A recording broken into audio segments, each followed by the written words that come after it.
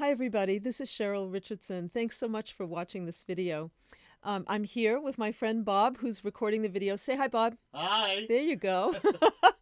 I wanted to tell you a little bit about the online web course that I'm doing with Hay House starting on February 12th, based on my book, The Art of Extreme Self-Care. And this past week, I went to my Facebook community and I asked people to tell me some of the challenges they're faced with when they attempt to practice good self-care. So I also want to answer some of the questions as a way to kind of give you more information about the course too. So on February 12th, I will be launching this year-long program, and we're going to talk about one very specific act of self-care you can practice every single month for 12 months. It's part of the reason I wrote the book that way. I broke it up into 12 chapters because it's so easy to get overwhelmed with all the things we can do to take good care of ourselves. And I know, I want to set you up for success, and that means giving you just one simple thing every single month to do. So that's going to start on February 12th. I'll be taking your calls then. We'll be talking about some of the challenges you're faced with, and then I'm going to prepare you for spending a year with me. That's what we're going to do. We're going to spend a year together taking really good care of you. So I'm going to go right to the questions because it's going to help me to give you more information. Gina on Facebook said, when I really get honest, I find what stumps me most is being overwhelmed with all of the self-care I need to do, and she capitalizes all. Meditate, exercise, prepare healthy foods, read nourishing books, pampering. Okay, Gina, I'm exhausted just thinking about that. I find I can pick one and commit to it, but then everything else falls away. Again, that's one of the reasons we're taking a whole year and dedicating it to your self-care, because really, Gina, what you need to do is just pick one. Just one of them, exercise or meditate or eat well. And here's the funny thing. When you pick one, you do two things. Number one, you set yourself up to succeed because chances are you'll be consistent with just one thing. But the other cool thing that happens is when you pick one act of self-care, it often takes care of all the other stuff. So for example, if you were to just pick exercise, you'd probably find that you'd be eating better, your mind would be calmer, you'd probably be reading novels because you'd be just more relaxed and more into enjoying yourself instead of trying to fix everything. We get so caught up in trying to fix everything. So you need to just you need to focus on one small step at a time. And when you do that, there's a really good chance that you'll begin to make your self-care a priority. It's really, really important. As a matter of fact, let me just say that last April, I did the same thing. I made a decision to pick one thing that would improve my health, and I chose walking, and I started walking every day. I scoped out a 4-mile loop in my neighborhood, and every single day I'd go out and I'd walk, and that one act of self-care did a whole bunch of things. Yeah, it helped me to lose weight, it helped me to get in shape, it made me eat better, it cleared my mind, it strengthened my relationship with myself. It was amazing. Only one commitment. It was amazing what it did in terms of improving the quality of my life. So I strongly recommend that you do that. Terry writes, I've spent most of my life taking care of other people, and I've been a full-time mom for 32 years. Bless you, Terry. I don't think about myself until late on the list. I'm working at it, but whenever something comes up, my automatic response is to give up or to help somebody else. I don't know what to do. Well, just the other day, I was on my way to a meeting. I had a really busy day, Terry. And as I was driving in the car, my husband, Michael, called and he said to me, hey, honey, can you do me a favor? On your way home from your meeting, could you stop at the pharmacy and pick up a prescription I have there? And I went, oh, yeah, sure. And then I stopped and I went, you know what? Actually, I can't do that. I've got a really busy day. I have a lot of things scheduled, and while I could squeeze it in, it would really stress me out. So can you do me a favor and pick it up yourself? And he said, yeah, sure, that's fine. He sounded a little disappointed, I'll be honest with you, but he said, no, don't worry about it. I hung up the phone, and I instantly felt guilty. And I felt guilty because it's a normal response of someone who's been trained to be a caregiver all their life to naturally want to take care of somebody else. And when you don't do it, it's just so easy to feel like, oh my gosh, I'm letting this person down. But in that moment, I realized what was more important than Michael's prescription or doing this errand for my husband. What was more important was me breaking this habit of making everybody else's needs a priority over my own. And that's just a simple little way that we do that. I'm sure, Terry, you have plenty of examples like that in your own life. And I just really want to encourage you to be conscious, at least become self-aware of this habit that you have to take care of others.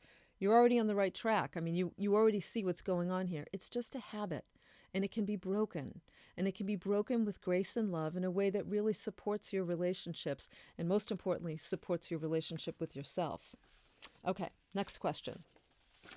This is from Christina. My biggest obstacle to self-care is guilt. Welcome aboard, Christina. I feel guilty when I'm taking care of myself and not my kids or my husband or the house. Guilt sucks. Okay, Christina, this was probably the most common theme out of all of the challenges that came through on Facebook. Lots of people talked about guilt. So here's your homework, Christina. I want you to start doing one thing every day that makes you feel guilty. I'll say that again. I want you to practice doing one thing every single day that makes you feel guilty, and here's why. Guilt, you're never going to reach a point in your life where you don't feel guilty, and then you can take care of yourself. Like I said, it's a normal response to feel guilty when you start making your needs a priority. What we want to do is start to desensitize you to feeling guilty. So here's the goal. This is so important for everybody to know. It's not that guilt goes away. Remember the story I just told you? The goal is to shorten the amount of time that you suffer with guilt. So that with Michael, when he asked me to run that errand, I felt guilty for like maybe 30 seconds. Then I knew what was going on and I let it go. But there were times in my life where I would have felt guilty all day. I would have gone and picked up the prescription. I would have felt guilty for a week. I would have felt like I had to do 10 things to make up for it. Not anymore. The goal is to practice doing those things that evoke that feeling of guilt so that you can just get used to feeling it, experiencing it, and letting it go. So you've got your homework, Christina. Okay, next question from Teresa. Boundaries. My challenge is setting boundaries with other people. I do very well alone, but my life becomes chaotic when I get into relationships. I don't know how to ask for what I need, or I don't know how to tell people when they say or do something that's inappropriate, especially when it's happening. I wait and it builds up, and then I destroy relationships. I picked this challenge because that's exactly what happens to all of us. When we don't speak up for ourselves, when we don't ask for what we need, when we don't set limits or boundaries with somebody who's being inappropriate, we wind up feeling resentful. And most of the women I have dealt with over the years live in a state of chronic resentment. It's not good for your health, your emotional or physical health. It's not good for your spiritual health. And it's absolutely not good for your relationships, because most people can feel a resentful woman or man a mile away. It's not pretty, and it doesn't evoke intimacy. It doesn't encourage intimacy. So, Teresa, there's a whole class that we're doing in terms of, in the middle of this year-long program, there's a whole class called Let Me Disappoint You, which happens to be the most popular chapter in the Art of Extreme Self-Care. And in that class, I'm going to talk about the importance of setting boundaries and how to set boundaries with grace and love. Do you know that probably the reason you can't set boundaries is twofold? Number one, you don't have the language to set boundaries in a way that leaves you feeling good about yourself. You haven't thought about it and planned for it. And number two, sometimes we have people in our life who blindside us, who act in an inappropriate way. We expect ourselves to be able to handle it on the spot. And when we don't, we beat ourselves up afterwards. I do the same thing. Listen, I'm a really good boundary setter. And when somebody steps over my boundaries or criticizes me or says something inappropriate, especially in front of other people, I get completely tongue-tied. But I know how to walk away, take a deep breath, process what happened, get clear about what I need to say, and then pick up the phone or get in front of that person and set the boundary afterwards. So during the course, we're going to talk about boundaries is a big conversation. I'm very fond of saying that if you were to dedicate the year just to setting boundaries, you would not be the same human being at the end of 12 months, without a doubt. So Teresa, listen, one little step at a time. Learn, get comfortable with the word no. Get comfortable with the word stop. get comfortable with, it's not okay with me. I love you, but that's not okay with me. Okay, Joanne writes, one of my biggest challenges is going to bed when I should instead of fighting it. I picked this one also because sleep was another common challenge that people are faced with. If I don't get a good night's sleep, I am a bitch, quite frankly. Michael knows it to the point where he'll now say to me, "Did you get enough sleep last night? Because you're kind of grouchy."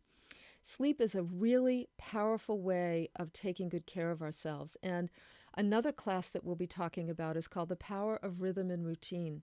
One of the most important routines that we can practice is going to bed at the same time and waking up at the same time. Now, not in a neurotic sort of every single day way, but the idea is to, generally speaking, begin to build this rhythm in so that your body can get used to going to sleep at the same time and waking up at the same time.